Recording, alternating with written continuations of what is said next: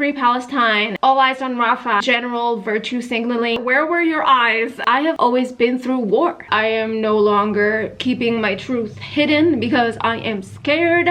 I'm gonna be scared and do it anyways. Hey everyone, this is Henya and welcome to another video. And today I kind of wanted to share my experience living in Israel as a Jew ever since October 7th, and just in general, like growing up here. I know a lot of you guys have been super interested in that, and I have essentially never really talked about this because am I ready for the backlash? I am not even sure, but I'm gonna do it anyway. So if you guys are ready, let's get this video started. A few weeks ago, I asked you guys on Instagram to ask me questions. And if you're not following me on Instagram, you should, because it's a dying platform and I'm trying to revive it. The first question by May Lily 82. How are you and your family doing in the midst of everything post October 7th? I'm going to assume all of you know what happened in October 7th, so I'm not going to get into details on that. October 7th happened and it was a Saturday, and I woke up. I took my dog out for a walk. I had no idea something was up at all. Like, I looked up at the sky and I was like, ah, look at these clouds. They must be spraying the shit out of everything. Like, what is this? What is going on? And I had no idea that that is like interceptions. So I went back home and I made myself a coffee. And I just checked my phone and I got so many texts from people saying, are you okay? Are you okay? And I was like, did something happen? Like, did something happen? I immediately went on the news and literally, like, I saw black. Like, it was just, how does one even perceive such a situation? Like, I saw that terrorists are taking over entire cities down south, and like when pieces of information trickled down during the day, I noticed like they are kidnapping people, citizens, not even soldiers, not that's cool, but like literal citizens. Oh my god, like I just started to think of all the previous times that we have had soldiers being taken hostages. I'm talking about like 1 or 3 or like 1, and it was only like, it was never more than like a few people at a time, and it would take years and years to negotiate them back. And I saw people being taken as hostages by the hundreds. Like, I could not, like, I was like, this is it. This is it. Like, there is no going back from this. Like, I do not see how we as a country can go back from this. Like, I do not see. Oh my god. And then we started like civilian populations, and all of Israel basically started getting missile attacks. I was attacked as well. I was living in a house that we had a, what do you call it, mamad, bomb shelter basically, and I had a fully stocked bomb shelter. Not gonna lie, you guys, I'm a prepper. I'm a doomsday prepper. I don't want to jinx it. I don't want to have to use any of those things, but I do have a lot of prepper equipment. So I took my dog right into the bomb shelter, and we were being bombarded for like hours. And I heard interceptions, I heard missiles falling that were like literally shaking the ground around me, and like my neighbors screaming. It was horrible. Like, it was horrible. Even though I have been in that type of situation many a times in my life, because we have been bombarded by our neighbors for like ever since I can remember. This was like, just knowing that there was this uprising and people were being taken hostage by the hundreds. Like, I could, oh my god, what are they going through? They are people just like me. What are they going through? And they're like, they're still there. Like, they're still there. It's been more than a year, so I feel nauseous. Like, this is making me feel so sick. After a few hours of being in the bomb shelter, I realized, okay, I need a strategy. I don't know, I just want to think of like any possible scenarios. I was like, okay, I don't want to stay here at this moment. I do not want to stay in this apartment. So I went to my friend's house with Lana. I packed a few things and I left the house. And ever since then, I have moved. I'm not even gonna tell you, like at least 4 to 5 times until I could find like a nice place that I feel safe in, because I just didn't feel safe. That was really difficult. Like I was staying at friends' houses for like a few months and I found an apartment, and then that apartment ended up being so terrible that I had to move after like less than a month.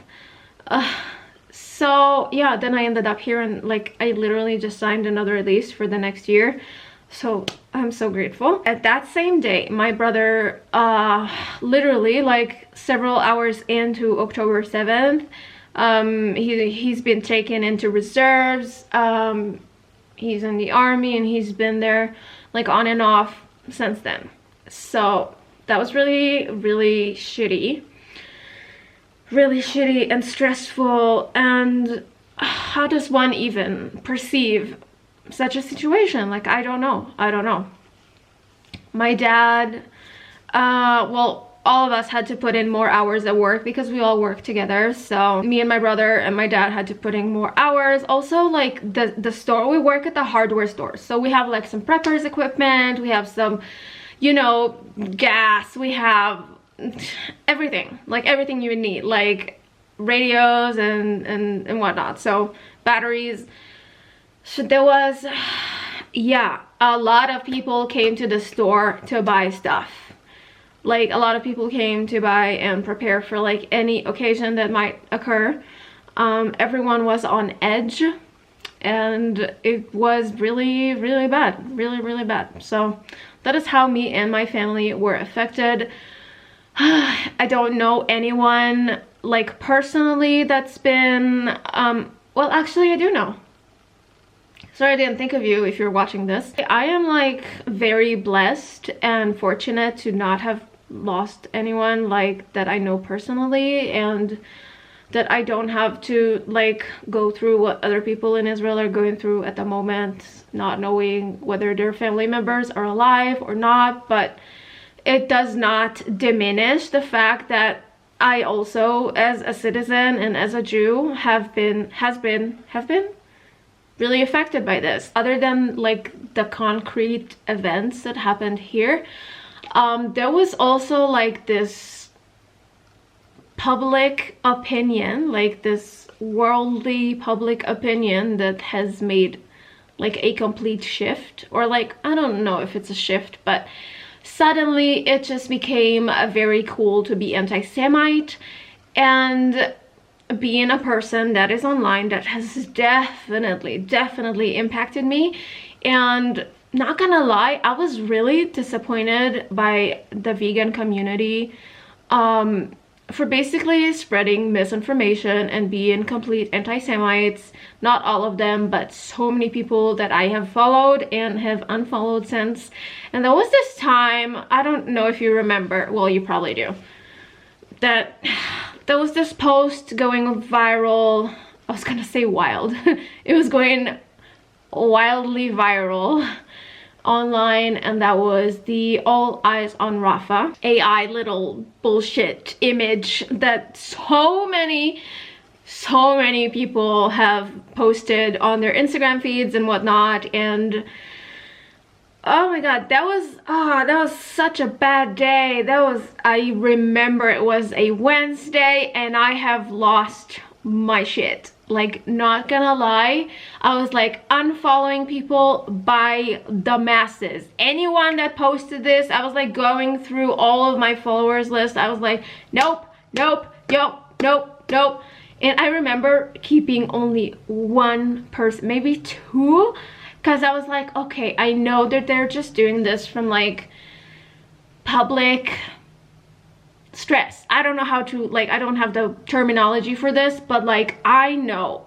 Take, for example, the case of George Floyd. There was an insane amount of people basically going through every comment section of literally anyone online, anyone, big creator, small creator, anyone that has not spoken against what happened, which is awful, obviously. Even people who are not related, people who don't live in the US, people who have nothing to do with this, people who have nothing, like no connection whatsoever. They were expected to take a stance and like show what, I don't even know. I was being pressured into making a post, and I actually made a post. I've deleted it by now since then. I know that there is huge pressure from people in comment section everywhere to basically just side with whoever is in. It's been basically virtue signaling, and I hate that. I hate that. And when I was succumbing to it back in the George Floyd case, I knew how it felt. It felt really horrible because I had nothing to do with this case, but I was still expected to like say it's wrong. And I know all these other people who have literal no idea what it's like being Jewish or growing up in Israel or have any idea about the Middle East in general. They probably felt the same.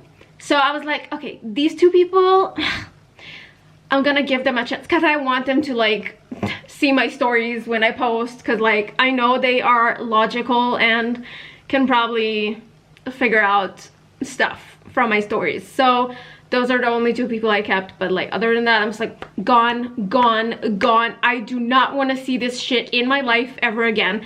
And the picture, oh my god, the snow in Gaza, what, are you crazy? Like, have you ever been?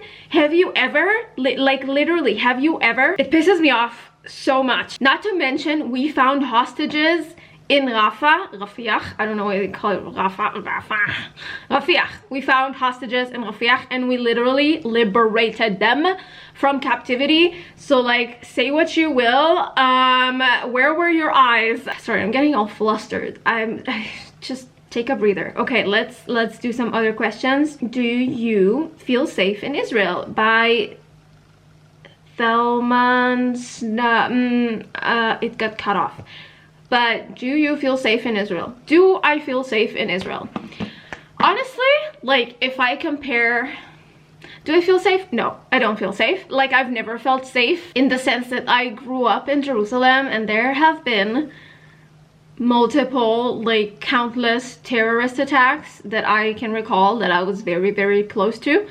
I'm grateful to not have been like in an actual one, but literally like several meters from where I was, and like I never felt safe growing up here. I don't feel safe now. I also live in proximity to like hostile areas, and it's not great. Like I hear gunshots and there are several threats here daily, so I'm just like, this is not safe. This is not safe. So do I feel safe here? No.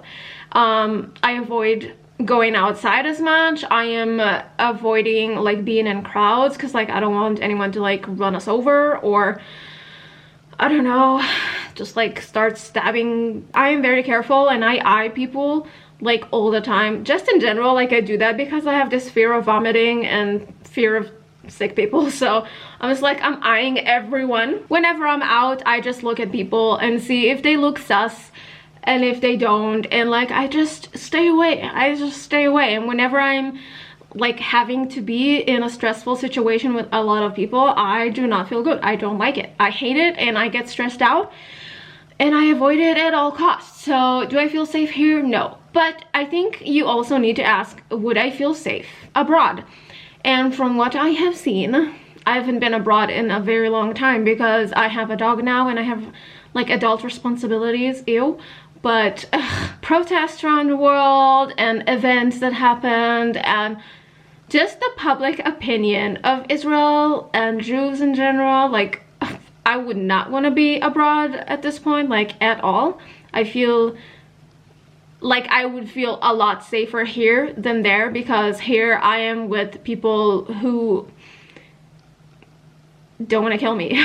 So it's all relative. Do I feel safe here? No. But do I feel safer here than in any other place in the world? Yes, definitely. How do you deal with all the anti-Semitism and anti-Israel hate in the past year? This question is by It's Sarah Pearl. How do I deal with? Honestly, I just avoid. Whenever I hear any content creator say anything misinformed, I'm just like, nope, unfollow, don't wanna, not anymore. Like, no, I will not. Like, you guys have no idea, please don't.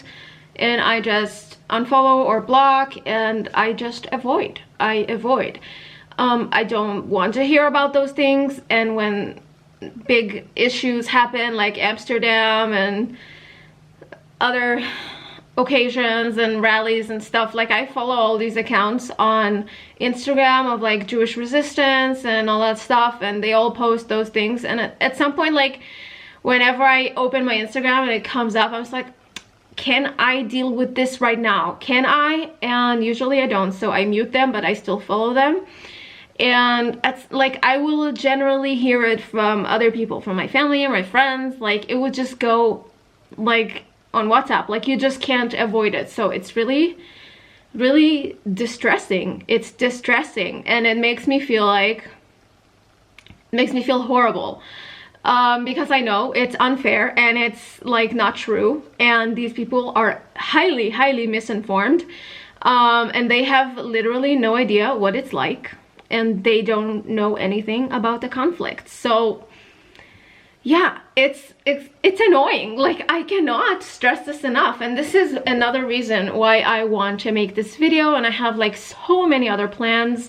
I also want to make a documentary. Like, I realize that this is something I want to talk about because I know I have a huge voice, like, online, and I have the skills to make captivating stories that could influence people, and this is another direction I want to take my channel to, and my social media in general towards.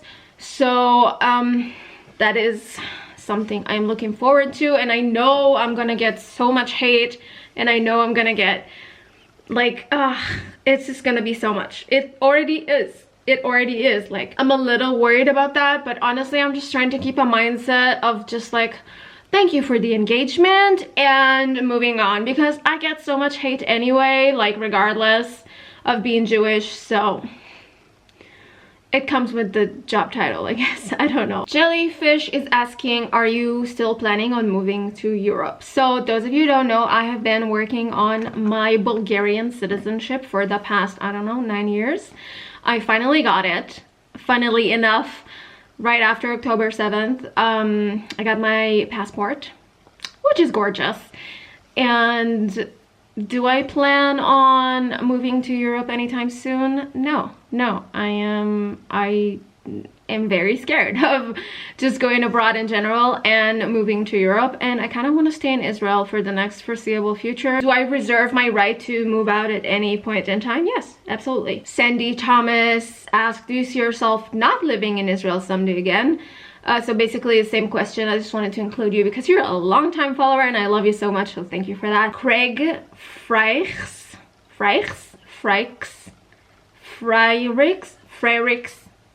Craig, sorry about that. Do you have plans to seek refuge? Elsewhere if an all-out war breaks out where you live?